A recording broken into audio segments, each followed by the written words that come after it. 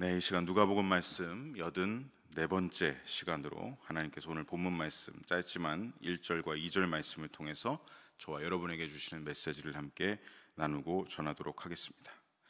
자, 이제 오늘부터 누가복음 9장에 들어가게 됩니다. 지난 우리가 4장 14절부터 예수님의 갈릴리 사역을 쭉 보고 있습니다. 자, 이렇게 함께 보고 있는데 오늘 본문이 시작되는 9장부터 예수님의 갈릴리 사역이 이제 일대 전환점을 맞이하게 됩니다. 누가복음 4장 14절부터 8장 56절까지는 예수님의 갈릴리 사역의 전반기라고 할 수가 있고요. 오늘 본문이 시작되는 누가복음 9장 1절로 50절까지는 예수님의 갈릴리 사역의 후반기라고 할 수가 있겠습니다. 자, 예수님의 갈릴리 사역을 이렇게 전반기와 후반기로 나눌 수 있는 이유는 오늘 본문을 기점으로 예수님의 사역의 방향과 성격이 크게 변화되기 때문입니다. 전환되기 때문이죠. 자, 예수님의 갈릴리 사역의 전반기라고 할 수 있는 누가복음 4장에서 8장까지 내용에서는 예수님이 주도하셨습니다. 모든 사역을 주도하시면서 사람들에게 직접 복음을 전하시고 하나님 나라를 전파하시는 모습을 우리가 볼 수 있었습니다. 이때 제자들은 옆에서 어떤 역할을 했었습니까? 마치 견습생처럼 예수님의 사역하시는 모습을 바라보고 전하시는 말씀을 듣는 견습생과 같은 느낌으로 함께 옆에 있었습니다. 그런데 오늘 본문 9장부터는 어떻게 되느냐? 사역의 방향이 달라집니다. 이제는 예수님이 직접 나서고 예수님이 직접 전하시는 그것을 넘어서 이제는 제자들을 보내셔서 그들이 직접 복음을 전파하고 하나님 나라의 사역을 감당하도록 하고 계신 것이죠. 즉 12제자의 훈련 중에서 이제는 견습이 아니라 실습에 집중하시는 예수님의 모습이 나타나고 있는 것입니다. 그래서 누가복음 9장을 읽다가 보면 예수님과 제자들의 대화와 집중된 관계의 모습이 많이 기록되어 있습니다. 그만큼 제자들과의 어떤 대화와 관계를 통해서 집중하시는 모습, 훈련에 집중하시고 이들이 곧 이제 제자로서의 사명을 잘 감당하실 수 있도록 훈련시키는 모습을 우리가 보게 되는 것이죠. 자, 이렇게 예수님의 갈릴리 사역의 방향성이 제자들에게 집중되기 시작한 이유가 무엇이겠습니까? 이제 예수님의 공생의 사역이 후반기로 접어들기 때문입니다.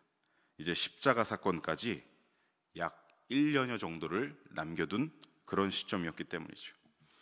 아시다시피 예수님의 십자가 죽으심과 부활하심 이후에 예수님은 승천하시게 됩니다. 그때 제자들도 같이 승천할 수 없습니다. 제자들은 어떻게 해야 되죠? 세상에 남겨져야 합니다. 그러면 이제 더 이상 견습만 할 수는 없죠. 실습을 통해서 예수님이 하셨던 그 하나님 나라 전파의 사역과 복음 전도의 사역을 이들은 실습을 통해서 더 집중해서 훈련받아야 훗날 예수님이 승천하실 때, 그리고 나면 세상에 남겨져서 이 제자들은 홀로 성령님과 함께 이 모든 일들을 감당해야 합니다.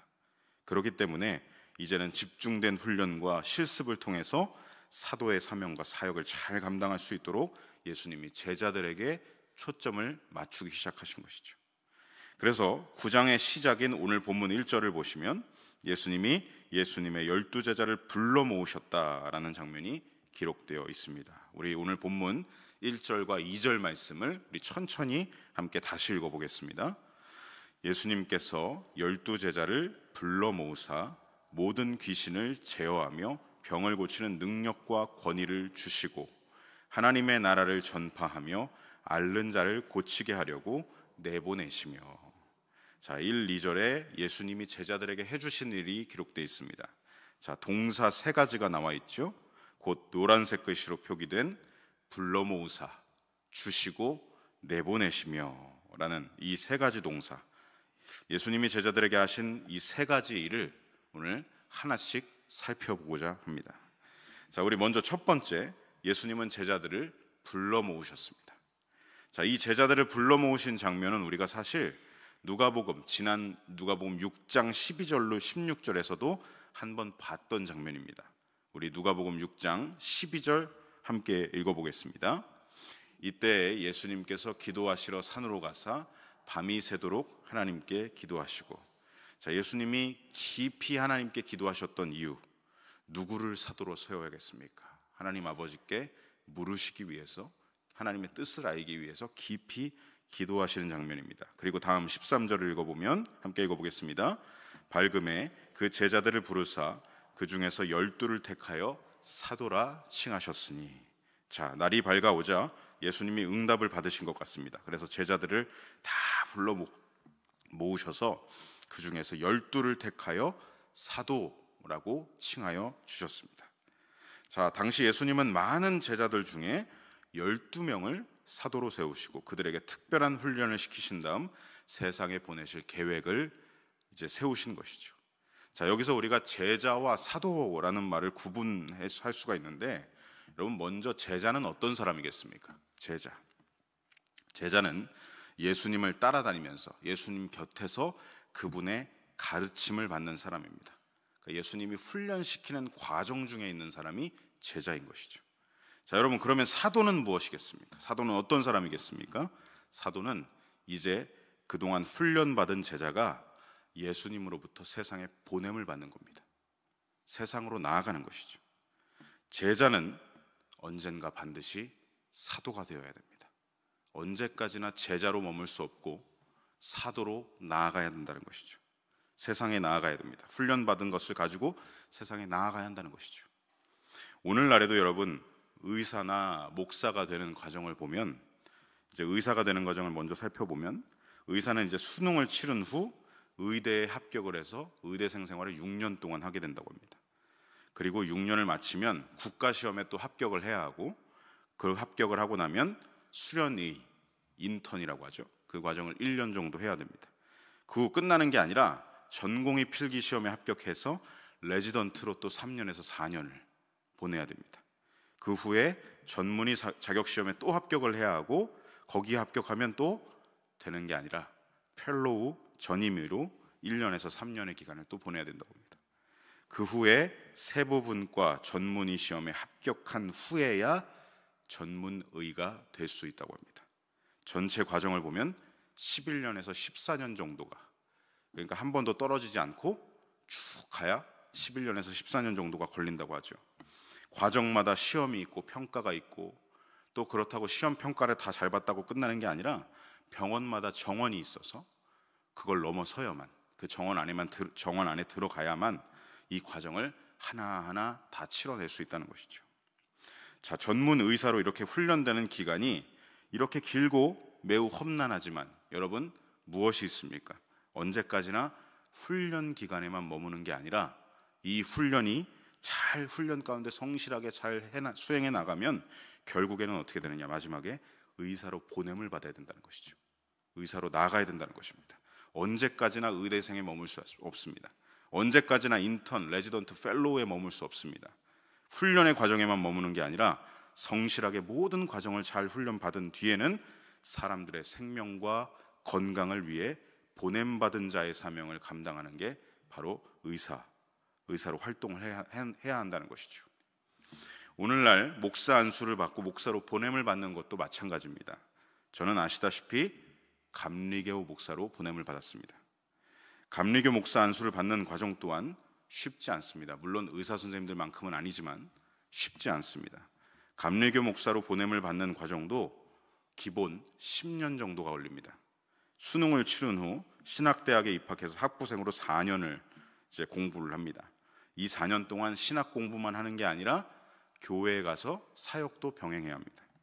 주로 한 교회에서 파트타임 간사로 불리거나 교육사, 교회 상황에 따라서 교육사라고도 불리죠. 그리고 4학년 정도가 되면 교회 상황에 따라서 파트타임 교육 전도사로 사역을 할 수도 있습니다. 그렇게 4년이 지나면 대학원 입학 시험을 치르고 합격을 하고 나면 2년에서 3년의 과정, 대학원 석사 과정을 치르게 되죠. 이 기간에도 파트타임 교육 전도사로 교회 사역을 병행하게 됩니다. 그렇게 대학원 공부 석사를 다 마치면 수련 목회자 고시를 보든지 아니면 개척이나 단독을 나가서 전임 전도사, 담임 전도사의 역할을 또 수행을 해야 되는 것이죠.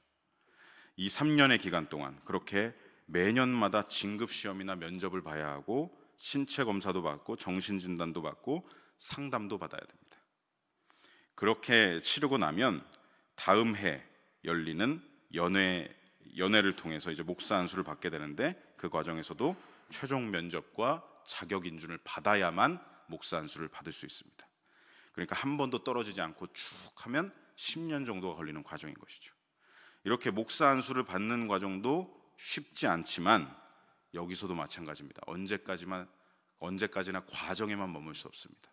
훈련만 받고 훈련 과정에서만 끝나는 것이 아니라 언제까지 신학생, 교육전도사, 수련목회자, 담임전도사 여기로만 머무는 게 아니라 성실하게 모든 과정을 잘 훈련받은 후에는 안수를 받고 목사로 보냄을 받아서 사람들의 영혼을 하나님께로 인도하는 역할들을 감당해야 한다는 것이죠.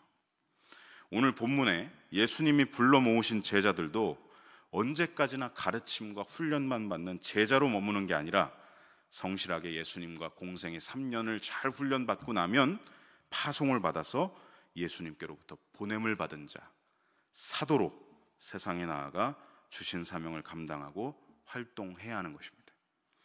누가복음 6장에서 예수님께 제자로 부름받았던 이들은 이제 오늘 본문 9장에 이르기까지 그동안 늘 예수님 곁에 있었습니다. 스승이신 예수님 곁에서 하시는 말씀을 듣고 예수님이 하시는 하나님 나라의 사역을 옆에서 보기만 했습니다. 말하자면 제자 훈련의 과정 중에서 견습생 과정을 약 2년 정도 치른 것이죠.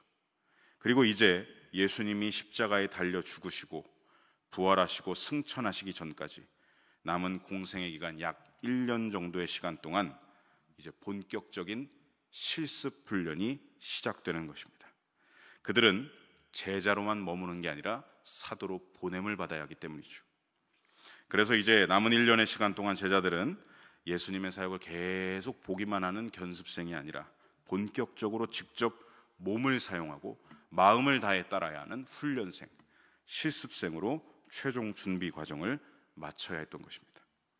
그래서 예수님은 오늘 본문의 1절에 제자들을 본격적인 실습 훈련으로 불러 모으셨다라는 것입니다. 자, 1절을 다시 보시면 불러 모으사 우리가 함께 살펴봤고요. 이제 두 번째 동사 주시다, 이 부분을 함께 보겠습니다. 자, 예수님은 제자들에게 주셨는데 무엇을 주셨냐면 능력과 권위를 주셨습니다. 실습생으로 내보내시기 전에 그들에게 먼저 능력과 권위를 부여하셨다는 것이죠. 자, 여기서 말하는 능력은 헬라어로 디나미스입니다. 많이 들어보셨을 겁니다. 디나미스. 이 디나미스에서 유래한 영단어가 바로 다이너마이트죠. 굉장히 큰 힘, 폭발적인 힘과 능력이 이 디나미스라는 이름 안에, 뜻 안에 들어있습니다. 예수님이 주셨던 능력은 그냥 변변치 않은 능력이 아니라 세상을 뒤집어 엎을 만한 큰 힘을, 능력을 제자들에게 주셨다라는 것이죠. 그리고 두 번째, 권위를 주셨는데 이 권위는 헬라어로 엑수시아라고 합니다. 자, 이 엑수시아는 예수님의 말씀과 명령에 나타나는 힘을 말하는 것입니다. 그러니까 예수님이 말씀하시고 명령하시면 그대로 이루어지죠. 그 권위의 힘을 말하는 겁니다. 그 힘의 권위를 말하는 것이죠. 예수님은 이 권위 또한 제자들에게 주셨습니다. 그렇게 제자들은 디나미스와 엑수시아를 가지고 세상에 나아가서 단순한 사역 실습이 아니라 예수님이 그동안 해오셨던 모든 사역들을 동일하게 감당을 하는 실전과 같은 실습을 이제 시작해야 하는 것입니다. 그 모든 것을 가지고, 능력과 권위를 가지고 직접 세상에 나아가서 모든 악한 귀신들을, 예수님이 하셨듯이 귀신들을 제어하고 병든 자들을 치유하고 가는 곳곳마다 하나님 나라를 증거하고 하나님 나라를 침투시키는 역할을 이들이 실전과 같은 실습을 감당해야 했던 것이죠. 자, 이렇게 능력과 권위를 주신 예수님은 마지막 세 번째 동사, 우리 2절 하반절에 보시면 그들을 보내셨습니다. 자, 내보내시며라고 번역된 이 세 번째 동사, 이 헬라어 원어는 무엇이냐면 아포스텔로입니다. 아포스텔로는 우리 아포스톨로스라고 하는 사도의 어원이 되는 단어입니다. 누구누구를 보내다, 내보내다, 파송하다라는 뜻을 가진 게 이 아포스텔로입니다. 그러니까 누군가로부터 위임을 받아서 보냄을 받는다라는 의미를 가지고 있는 것이죠. 즉 제자들은 스스로 나가는 게 아닙니다. 스스로 뛰쳐나가는 게 아니죠. 스스로 혼자 세상에 나가는 게 아니라 예수님으로부터 위임을 받아서 세상에 보내졌다라는 것입니다. 그들이 무엇을 위임받았느냐? 2절 상반절에 기록되어 있습니다. 하나님 나라를 전파하며 앓는 자를 고치는 사역을 예수님으로부터 위임받았습니다. 그래서 제자들은 세상으로 나아가는 실전과 동일한 실습, 이 실습의 주된 임무가 무엇이었느냐? 복음을 전하는 것이었죠.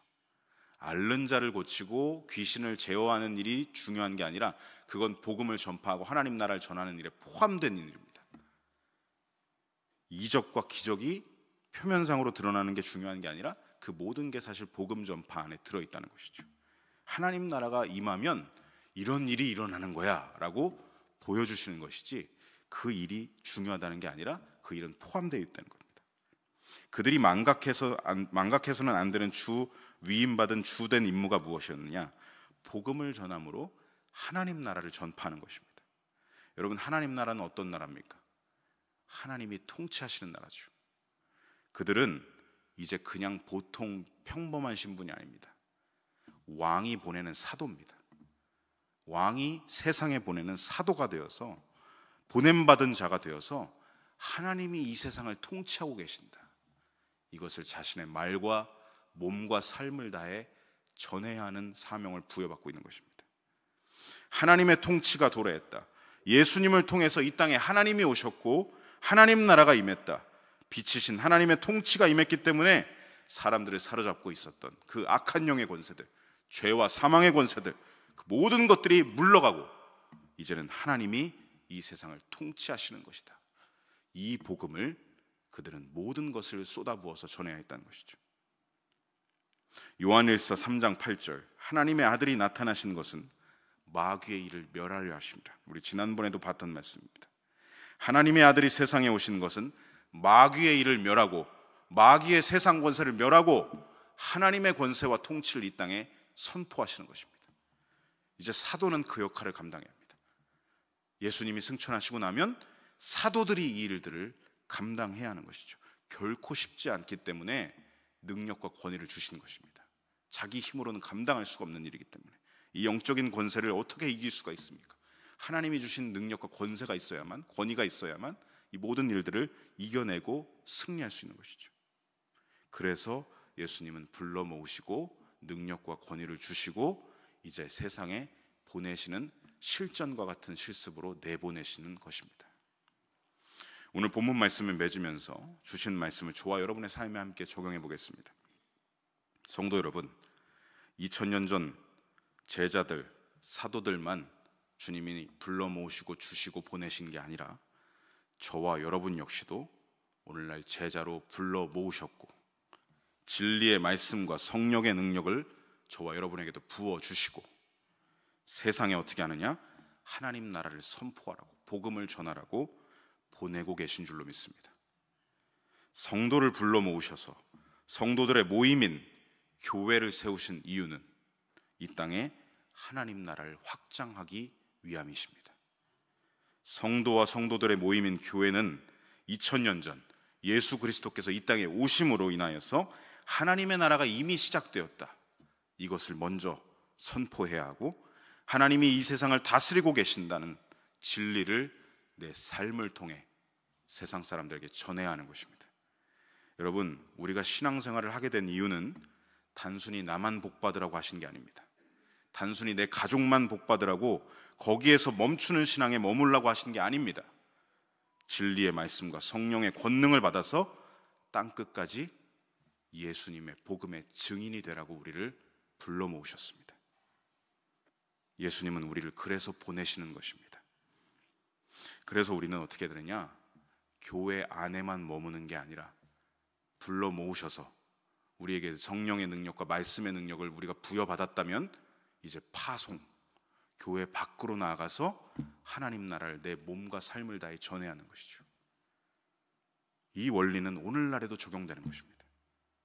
물론 이제 막 신앙생활을 시작하는 분들, 신앙생활 하신 지 얼마 안 되신 분들, 이분들은 제자훈련의 전반기, 초반, 견습의 시기라고 할 수가 있습니다. 이분들은 교회에 오셔서 하나님께 예배하면서 말씀을 들으면서 하나님의 살아계심을 계속해서 경험해야 합니다. 견습해야죠. 그 과정 중에 계신 것입니다. 그러면 그 과정을 지나서 다음은 뭘 해야 되겠습니까? 보고 듣는 견습 훈련의 과정을 지나서 이제는 몸으로 행하는 훈련, 실습 훈련을 우리 교회 안에서 과정을 맞이하게 되는 것이죠. 선교회에도 들어가고 속회에도 소속이 되고 찬양대, 찬양팀 비롯해서 각 부서와 교회학교 교사라든지 식당 봉사, 주차 봉사라든지 이런 제자 훈련의 후반부 실습 훈련을 하는 것입니다. 교회에 와서 여러분 계속 예배만 보고 말씀만 듣는 견습에 머물면 결코 우리 신앙은 자라지 않습니다.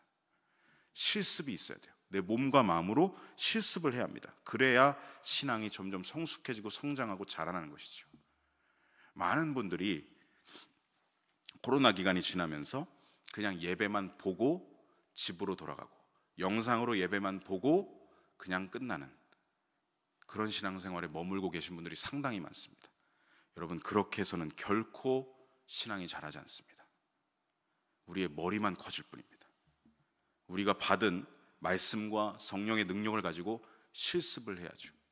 헌신해보고 우리가 속회나 선교회 안에서 서로 관계 가운데서 신앙적인 관계가 무엇인지를 직접 몸으로 상대방과 형제 자매와 관계를 맺음으로써 신앙 안에서의 관계가 무엇인지를 실습해야 하는 것입니다.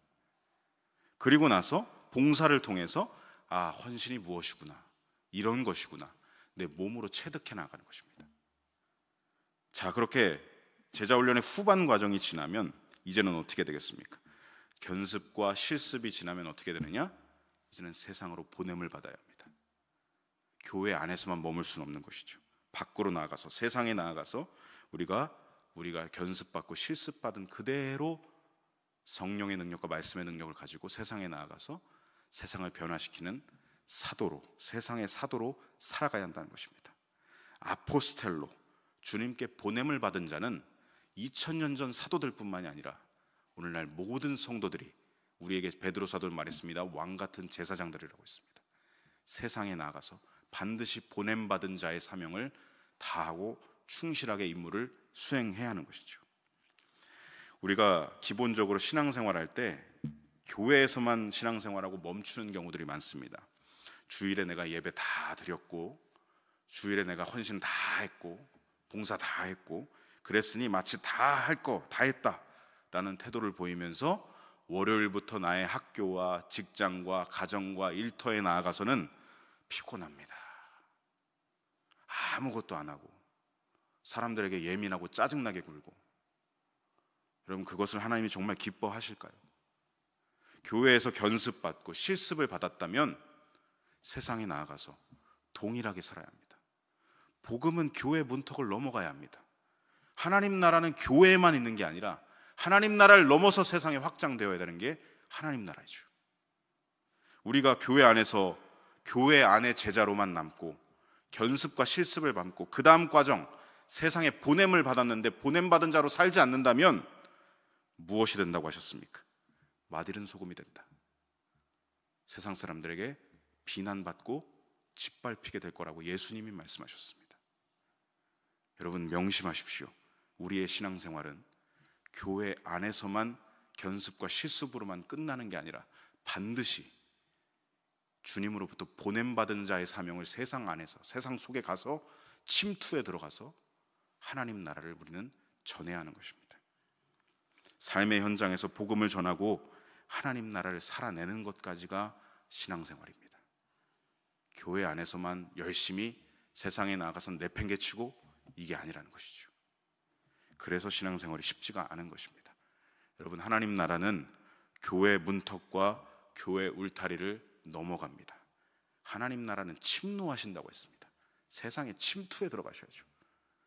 그 일을 우리 성도, 그리스도인, 목사를 포함한 모든 그리스도인을 통해서 그 일을 행하게 하시는 것입니다.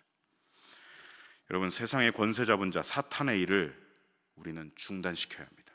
세상에 나아가서 바라만 보는 게 아니라, 악한 영의 권세가 일하고 있는 걸 바라만 보는 게 아니라 사단의 일을 끝장내라고 우리는 보냄을 받는 것입니다. 여러분, 그것을 늘 기억하면서 우리가 왜 성령 충만해야 하고 우리가 왜 말씀을 읽어야 되고 말씀의 능력을 받아야 하는가? 세상에 가서 그것을 가지고 싸워야 되기 때문이죠.